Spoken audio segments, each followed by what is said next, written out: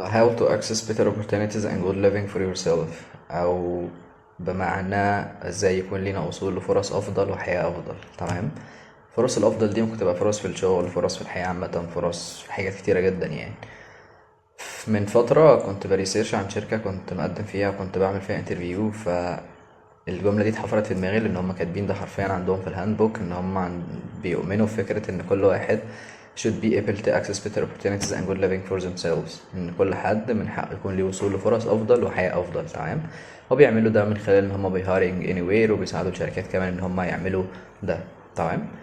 فابتديت افكر بالنسبه لي انا شخصيا كاحمد، ان الاجابه على السؤال ده ان انا الاقي فرصه شغل ريموت مع شركه كبيره بره مصر بتدفع مرتبات كويسه، قادر ان انا اتعلم واتطور مهنيا، فقادر اوفر لنفسي فرصه حياه افضل. تمام. فلما جيت من شهر بحاول ان انا اسجل الفيديو ده او الحلقه دي واتكلم عن الموضوع ده، فلقيت نفسي افتكرت حاجه تانية خالص، ان انت تلاقي فرصه شغل ريموت او فرصه كويسه وافضل وهكذا، وان انت تعرف تجيب فلوس احسن، او ان انت يبقى ليك حياه افضل او في مكانة أحسن، ده محتاج مجهود ومحتاج حاجات كتير جدا ومحتاج مؤهلات أو حاجات كتير تبقى عند الواحد. تمام. فافتكرت سيشن كده كنت حضرتها السنة اللي فاتت لكارير كوتش يعني، ليها قصة حلوة جدا وكبيرة جدا، اسمها ناتالي فيشر، عشان لو حابين تسيرشوا عليها. فكانت عاملة سيشن بعنوان ان انت how to get a six figure job this year، او بمعنى ان انت ازاي تأمن وظيفة بتدفع لك مرتب من 6 أرقام في السنة. تمام. فاتكلمنا عن حاجات كتير حلوة قوي. ابتدى الكلام بحاجة اسمها في سي. تمام. وان من هنا انت بتبدأ ان انت توفر لنفسك او يكون عندك المؤهلات ان انت تقدر تسكيور a better opportunities، يعني good living لنفسك. فيعني ايه في سي؟ حابب اسألك كده في الاول وفكر معايا، هل قبل كده قابلت المصطلح ده وعارف ده يعني ايه؟ دي حاجة. الحاجة التانية، كلمة سيلف ديسكفري أو المصطلح ده ممكن يكون مر عليك، البرسوناليتي اسسمنت، الاختبارات اللي هي بتحدد الشخصية ومش عارف ايه وكلام من ده. بس على الأخص كلمة سيلف ديسكفري، والناس ده يعني لفت حوالين الجزء ده كتير قوي، أو ناس بتحب المصطلح ده، بس هل احنا فاهمين ده وعارفين الفاليو اللي ورا الجزء ده أو فكرة السيلف ديسكفري ولا لأ؟ فعشان نتكلم عن how to access better opportunities and good living for yourself، رجعت شوية وفكرت شوية وغيرت شوية حاجات في المفروض اتكلم فيه. واختصارا هنتكلم عن الفي سي، هنتكلم عن استراتيجيز بقى انت ممكن تعمل ايه عشان تبدأ تتحرك ايا كان انت فين في حياتك وحياتك عاملة ازاي، تبدأ تتحرك ان احنا نبقى احسن. وهنخصص كلامنا عن الريموت ووركينج، فكرة الريموت ووركينج، نبدأ منين، نعمل ايه. وهيكون including يعني في حتة الفي سي حاجات لها علاقة بالبيرسونال براندنج، الانترفيوز، السي في، وكلام كتير من ده. تمام. فخلينا نبدأ. أول حاجة أو أول جزء وهي في سي. في الأول أي محتوى أتكلم عنه هنا، دي اجتهادات شخصية من يعني تجارب شخصية ومن حاجات سرشت عليها وتعلمتها وشفتها بشكل ما من الناس بشكل مباشر أو في سيشنز وهكذا، ومظبط كل اللي انا بتكلم عنه ده على نوشن، وان شاء الله في الديسكريبشن هسيب لك لينك للحاجات دي لو حابب ترجع ليها. وكمان في ريسورس كده حلو قوي ممكن كسيرش بسيط تقدر تقراه، يعني له علاقه بموضوع السيلف ديسكفري والانسايتس عن الهيومن بينج وهكذا. ففي البدايه في سي هي ابروتش او استراتيجي او طريقه، اختصارا لكلمه فاليو كرييشن فاليو كوميونيكيشن. تمام. فأول حاجة تفكر فيها عشان فعلا تقدر تحقق أي حاجة أنت بتدور عليها أو نفسك فيها، وظيفة، حياة، علاقة، أيا كان. فنبدأ بالجزء الأول، هي الفي سي الأولى، الفاليو كرييشن، إن أنت تخلق القيمة بتاعتك كبني آدم، القيمة بتاعتك ككارير بروفيشنال، حد مهني أو موظف وهكذا. ودي لها خطوات أو ليها حاجات معينة لازم إن احنا ندركها ونبقى عارفينها أو إن احنا نعملها. تمام.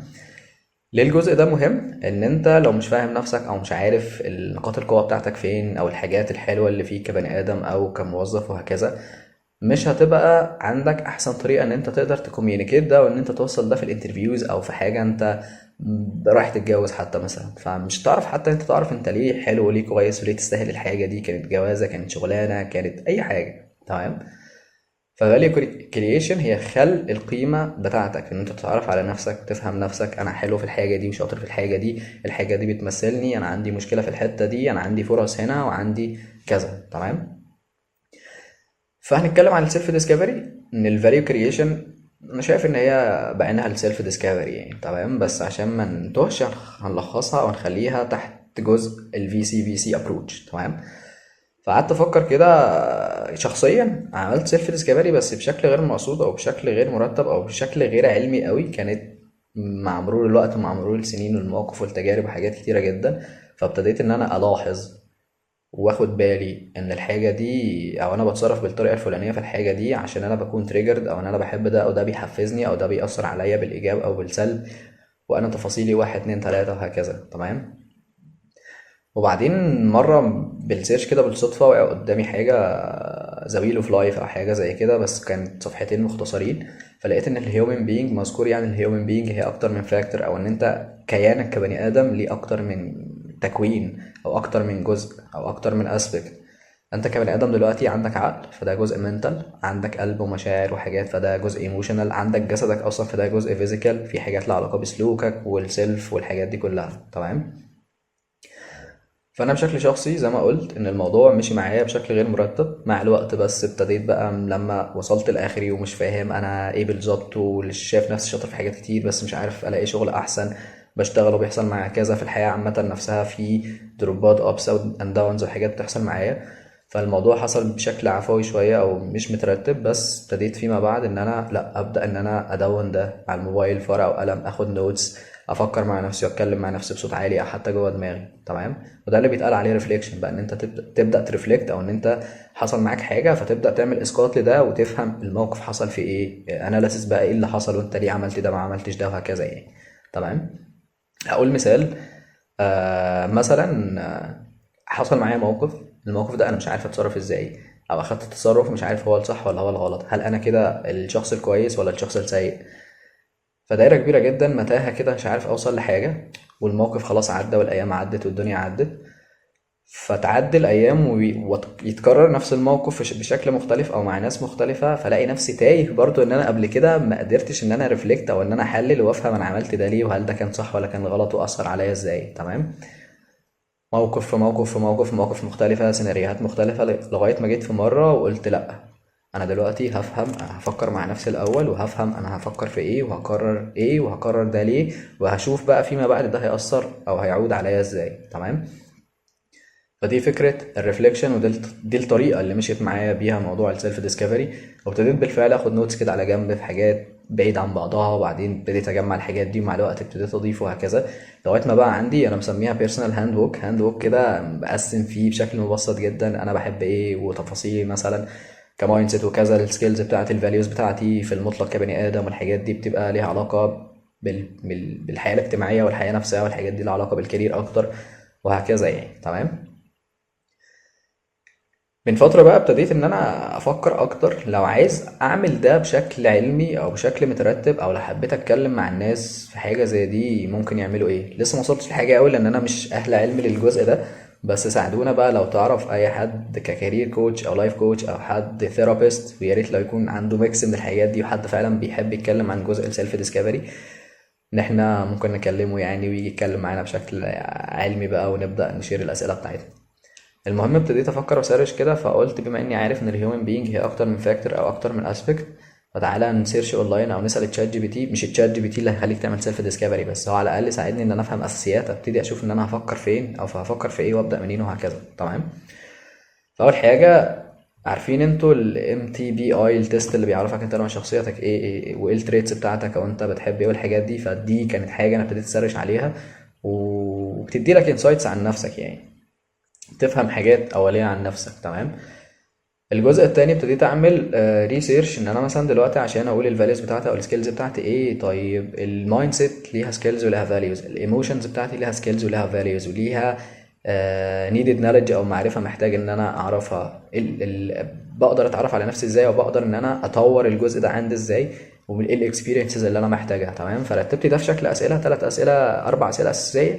أول حاجة البيرسوناليتي أسسمنت أند سيلف انسايتس، تاني حاجه السيلف ديسكفري اسبيكتس، الحاجه التالته هيومن بينج ريسيرش.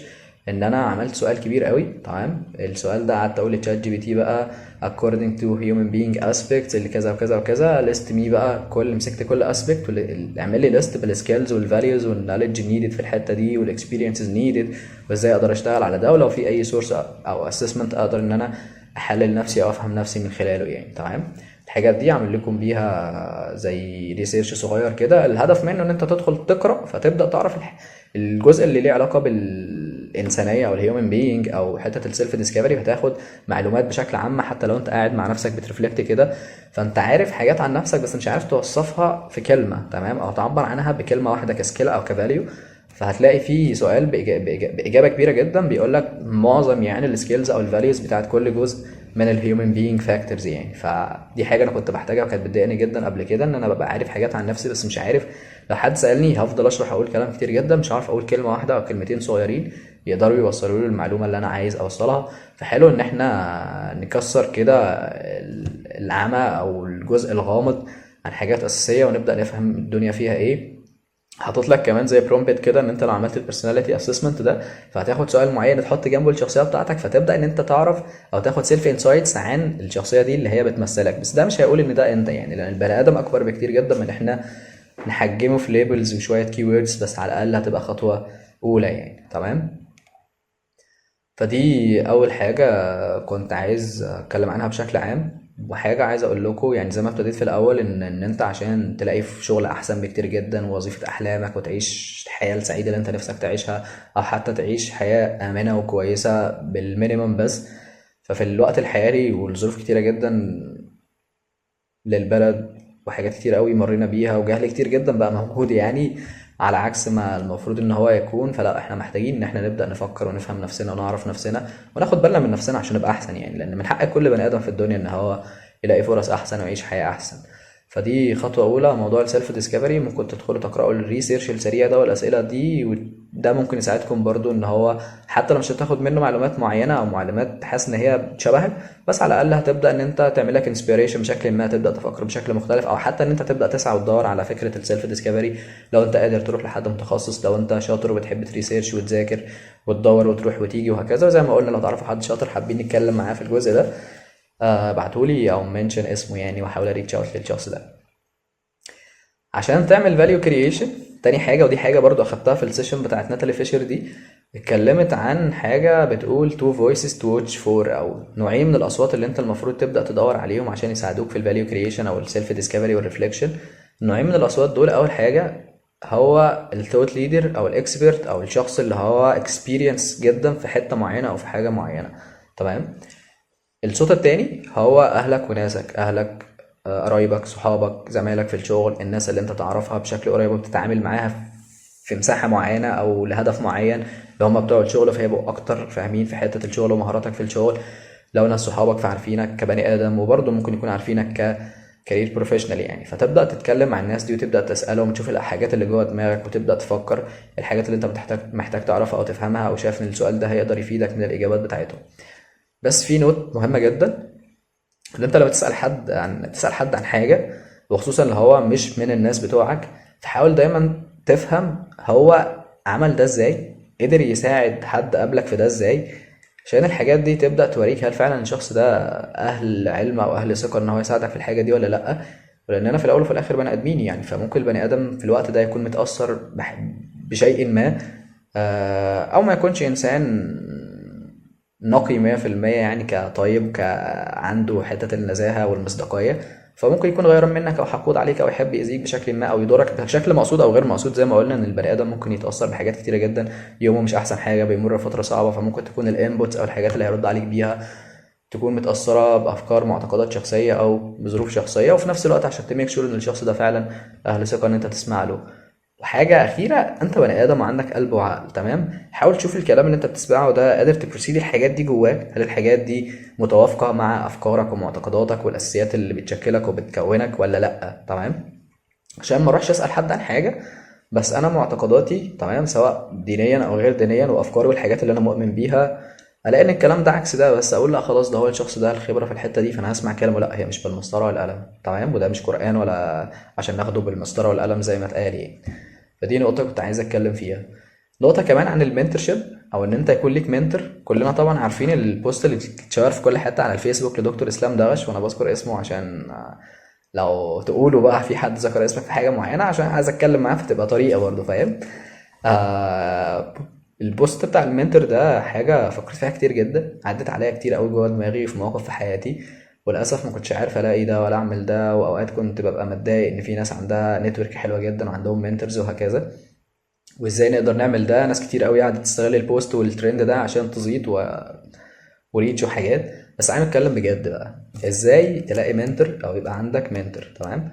هو المنتور شيب اصلا انواع، ودي حاجه سرشت عليها قبل كده وتعلمتها. نوع منهم هي بير تو بير منتور شيب، يعني حد في نفس مستواك، مستوى الخبره بتاعتك في الشغل في المجال بتاعك، شبهك بشكل ما، فممكن يكون سابقك بخطوه، او هو عنده خبره ومعرفه في حاجه هي مش موجوده عندك، فده بير تو بير منتور شيب. وده اصلا اللوجيك او الكونسبت بتاعنا في الين تالنتس، ان هي من بير تو بير منتورشيب، محدش اعلى او اكبر من حد. حتى لو حد سابق حد بحاجه، فهي برضو احنا مهما كان كلنا زي بعض، واللي يعرف حاجه بيحاول يفيد غيره بيها. يعني دي سايد نوت. المنتورشيب بقى، خليك عارف انا مثلا عايز اشتغل بزنس ديفلوبمنت، عايز اتعلم بزنس ديفلوبمنت، وعايز اتعلم بزنس ديفلوبمنت في الاندستري بتاعت الفاينانشال تكنولوجي او في الهيلث تك مثلا. فهل هلاقي حد مناسب فضيلي وعنده مساحة من الوقت وحابب ان هو يساعدني يكون منتور ليا بالحاجات اللي انا طالبها دي ولا لا؟ تمام. عايز تتعلم بزنس ديفلوبمنت بس يا سيدي في المطلق، عايز تتعلم حاجات تانية كتير، مش دايما هيبقى شخص واحد قادر يديلك كل الحاجات دي ويديلك مساحة من الوقت وعنده الاكسبيرينس الكافية ان هو يساعدك في واحد واثنين وثلاثة واربعة. تمام. دي نقطة. النقطة التانية زي ما انت عايز المنتور ده، ففي ناس كتيرة جدا شايفة ان هو حد مناسب وعايزين ان هو يبقى المنتور بتاعهم. دي حاجة برضو. ثانيا انت محتاج تعرف حاجات كتير جدا. انت عايز منتور شيب، حد يعمل لك جايد، يعني يدي لك السبورت والدعم والمعرفة والخبرة اللي تساعدك ان انت تتعلم واحد اتنين تلاتة اربعة، فهتلاقي نفسك محتاج ده في حاجات كتيرة جدا في حياتك. فزي ما قلنا مش شخص واحد قادر يدي لك ده، ما تفكرش ان هو شخص واحد اللي هينقذك او هيساعدك في كل ده. تمام. واذا لو يعني لقيت الشخص اللي هيساعدك في البيزنس ديفلوبمنت او البيزنس ديفلوبمنت في السكوب بتاع الفاينانشال تكنولوجي مثلا، فقد ايه عنده وقت ان هو يساعدك في الحاجه دي. ان انت حتى لما تبدا تتكلم مع الشخص ده دايما حاول تريسيرش الاول، خليك شاطر بحيث ان انت تستغل وقت الشخص ده بشكل افضل، تخلي السؤال موجه اكتر. يعني انا ممكن اروح اقول لواحد علمني بزنس ديفلوبمنت، شخصيا انا هتوه ودماغي هتقف. تمام. او احس الموضوع كبير قوي قوي، الا اذا الشخص لا عنده مساحه من الوقت في كل حاجه وانت جاي في الوقت المظبوط، فهيقول لك. بس دي اجابه كبيره جدا، حتى لو انا جاوبت عليك هتبقى قشور يعني. تمام. فممكن تروح تسرش الاول زي ما اتعلمت سيلز قبل كده، قعدت افكر وما كنتش اعرف حاجه عن السيلز، بس مجرد مهارات وبتاع، تعالى اشتغل معانا. فقعدت اقول اكيد الموضوع اكبر من كده، من ان انا امسك الموبايل واكلم حد وبتاع وكده. فابتديت اقول مثلا هل السيلز هي بروسيس معينه وايه الخطوات بتاعه السيلز ومش عارف ايه. فعرفت ان السيلز بروسيس فيها بروسبكتنج ومالتي شانل او اوت ريتش ومش عارف كواليفيكيشنز وبتاع. فلما اروح اسال حد هقول له، اقول مثلا ايه، انا ممكن ابدا اساله في الاول في البروسبكتنج، بعدين ابدا اساله في كذا، واروح اقول مثلا احمد وانا كنت عايز اتعلم سيلز وعرفت ان 1 2 3 4 ان السيلز بروسيس فيها 1 2 3 4. اولا انت هتكسب الشخص اللي قدامك ويلاقي ان انت فعلا مجتهد وتستاهل. تمام. واسئلتك هتبقى موجهه وهتقدر تستغل وتستفيد وقت الشخص ده بشكل افضل ولمصلحتك في الادد فاليو او القيمه اللي هي هتضاف ليك. تمام. ابدا خلي ليك وجود الناس حابه ان هي تعرفك اصلا. تمام. فان انت تبقى بتتكلم واكتف كده وسط الكوميونيتيز اللي انت موجود فيها اونلاين ولا اوفلاين، ده برضو هيعمل لك ايمج حلوه وصوره حلوه وسط الناس، فدي هتزود فرصك برضو ان انت ما تدخل تتكلم مع حد فيحب ان هو يتكلم معاك وهكذا. المنتور مش لازم يبقى شخص لازق لك 24 ساعه او بنسبه كبيره جدا، فما تحكمش نفسك ان هو شخص واحد هيساعدني في البيزنس ديفلوبمنت وبس. تمام. او هيساعدني في كل حاجه انا عايزها، لا. اجتهد واسعى ودور يمين وشمال، سرش فهتعرف حاجات، كونكت مع ناس شبهك، كونكت مع ناس شاطره في حاجات كتيره جدا. مش لازم الشخص ده عنده 20 30 سنه خبره في حاجات. فانا دلوقتي لما تبقى الكونكشنز عندي في لينكد ان ابتديت ادور على ناس شبه ناس شاطر. لما بلاقي حد شاطر في حاجه معينه، هو شاطر في البيزنس ديفلوبمنت وده شغلي، بس لقيت في الاباوت سيكشن عنده او شايف ان الشخص ده بيتكلم عن موضوع تاني خالص، الموضوع ده بيمثلني او انا بحبه او مهتم بيه او عايز اتعلمه، فخلاص الشخص ده انا ممكن ادخل اتكلم معاه في الحته دي من وقت للتاني، مش لازم يبقى معاك طول الوقت. فنوع الكونكشنز بتاعتك بالحاجات اللي انت مهتم بيها وحاببها. والمنتور شيب مش لازم زي ما قلنا انه حد لازق لك او في مواعيد معينه بندخل نتكلم فيها ومش عارف ايه، فما توقفش نفسك ان انت توصل لده. لا، اسعى ودور وكونكت مع الناس واحضر في ايفنتس وحاجات وتشوف كورسز او تريننجز او اي اكتيفيتيز مهمه او لطيفه او مفيده في الحاجات اللي انت عايز تتعلمها. وكل ده على الاقل لما تبقى في نقطه الصفر هياخدك لنقطه واحد، ومن نقطة واحد هتروح لنقطة اتنين. فحتى لو انت مش قادر ومش عارف تلاقي المنتور ده، فانت لا، انت بتساعد نفسك بالمنتور شيب بطريقتك انت، باسلوبك انت، بالامكانيات المتاحة معاك انت. تمام. حاجة كمان ممكن تكون مش مرتبطة قوي بموضوع الفاليو كرييشن، بس هي from a personal experience يعني، وهما مصطلحين عايز اتكلم عليهم. اول مصطلح هو المالتي بوتنشاليتي، او حد متعدد المهارات او الخبرات. قعدت اشتغلت في حاجات كتيرة جدا مش مرتبطة قوي ببعضها، بس في الصورة الكبيرة هما مرتبطين ببعض بس شغلانات مختلفة. فاتحطيت في مواقف مش ألطف حاجة في انترفيوز، كنت تايه ومش عارف انا عايز اعمل ايه بالظبط ولا عايز اكمل في ايه. بلاقي فرصه شغل كاستمر سكسس بروح اقدم عليها عشان عندي السكيلز ده وعملت ده قبل كده. في فرصه بزنس ديفلوبمنت فبروح. بروجكت مانجمنت عمري ما اشتغلته بس عندي السكيلز دي او ذاكرته قبل كده فبروح اقدم. فكانت متاهه وحاجه كده مش واضحه، لغايه مع الوقت ابتديت اتعرف على مصطلح المالتي بوتنشاليتي. كان عمرو السلوكي كان الشخص اللي بسببه عرفت المصطلح ده. عارف انت لما تبقى تايه ومتلخبط وبعدين توصل للسكن والامان كده، مش السكن اللي هو المكان اللي قاعد فيه، لا السكن كاحساس او كشعور يعني، فالسكينه يعني. فتوصل الحته دي كانت حاجه جميله جدا، ريحتني جدا، حسست يعني خرجتك من التوهان ده لنقطه واضحه، فده كانت حاجه حلوه جدا.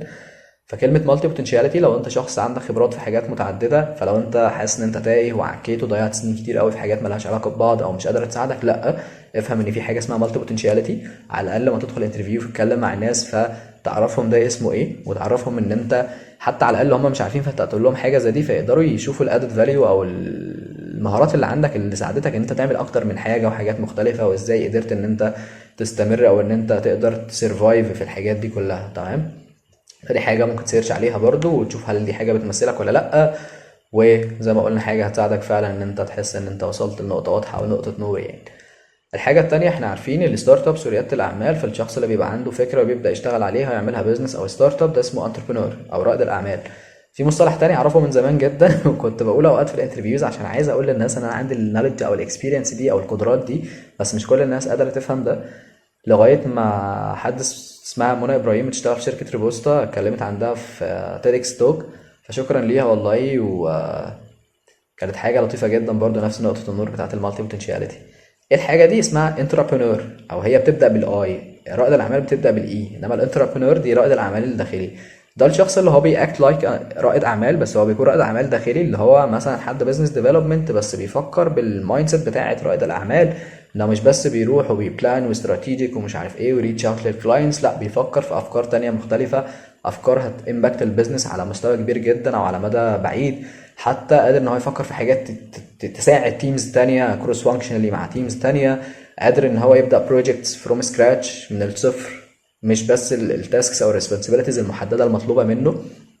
امثله على كده بس مش فاكر الشركات، بس كان مضمونها ان موظف في شركه فيما بعد ابتدى يفكر في فكره او حاجه خرجت بروجكت لوحده او برودكت جديد تماما وبقت شركه منفصله تحت الشركه، او حاجه عملت امباكت كبير جدا على الشركه الاساسيه او الشركه الام.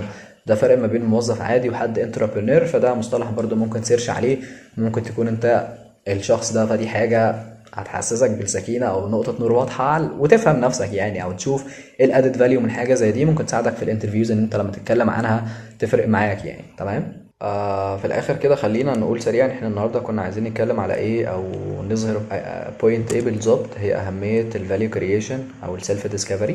ان انت تبدا تعرف على نفسك، تتقبل نفسك بكل ما فيها، وتفهم نفسك اكتر في كل جانب من الجوانب اللي بتشكلك وبتكونك كبني ادم. ده هيساعدك جدا ان انت تحس بالسكينة، تكسر حتة التوهان واللخبطة وان انت في دايرة مقفولة. وانا عارف ان في ناس كتير قوي هتبقى حتى مش عارف اوضح الكلام ده بشكل احسن، بس عارف ان في ناس كتير جدا قادرة تريليت وقادرة فعلا تفهم ده وتحس ده، وممكن كمان مواقف او حاجات بتعدي في دماغها يعني. فمهم جدا ان انت تبدا فعلا تعمل سيلف ديسكفري بعيدا عن الفلافي ووردز بقى والكلام الروش واللطيف عن الويل بينج والحاجات دي. لا بجد دي فعلا حاجه هتفرق معاك. اقعد وفكر مع نفسك، هات ورقه وقلم، اقعد وشوف انت ايه المهارات بتاعتك انت شاطر فيها، واقعد اكتب كل حاجه. وبعدين ابدا بقى اصنف الحاجات دي، ان الحاجات دي لها علاقه بالمايند سيت اكتر، دي حاجات لها علاقه بالايموشنز بتاعتك، او دي لها علاقه بالحياه الشخصيه، دي حاجات لها علاقه بالكارير. شوف الريسورسز اللي انا حاططها او الريسيرش اللي انا هسيب لك اللينك في الديسكريبشن. دي حاجات برضو ممكن لحد ما تشيل الغمامه عن دماغك، فلما تيجي تعمل سيلف ديسكفري مع نفسك او الفاليو كرييشن هتساعدك بشكل حلو جدا. هتلاقي اسسمنتس وحاجات كتير قوي ممكن تعملها وتمشي عليها خطوه خطوه مع الوقت، تخليها بشكل جانبي كده وتستمر في حياتك عادي جدا. بس مع الوقت هتشوف النتيجه وهتشوف الموضوع بيختلف معاك قد ايه. آه اي حاجه هتشتغل عليها وتحاول انت تعملها، سواء ده السيلف ديسكفري او اي حاجه في حياتك، حاول تبسط الامور. يعني ممكن واهم حاجه ما تخليش يومك فاضي. يعني قبل ما تنام او قبل ما تنهي يومك، حط ستيكي نوت كده في ورقه وقلم او ريمايندر على الموبايل: انا بكره هعمل واحد اتنين تلاته. ما تخليش الحاجات كتيره، ما تخليهاش زحمه او تفاصيل كتير قوي، بس خليها واضحه بطريقتك انت اللي انت بتعرف تعبر بيها، بحيث ان انت ما تيجي يوم جديد ما تحسش ان انت تايه او في حاجات كتيره جدا فتتقفل. لا، تلاقي حاجات بسيطه ومبسطه. عارف انت محتاجه تعمل ايه، قاعد متضايق، قاعد زهقان، قاعد مش عارف تعمل ايه، وحاسس ان الدنيا كلها وراك وانت مش عارف تعمل ايه بالظبط، فتلاقي حاجه واحده محدده او حاجتين تبدا ان انت تشتغل عليهم. وعايزين طبعا نفوكس ان نخلي ده ليه علاقه بالسيلف ديسكفري.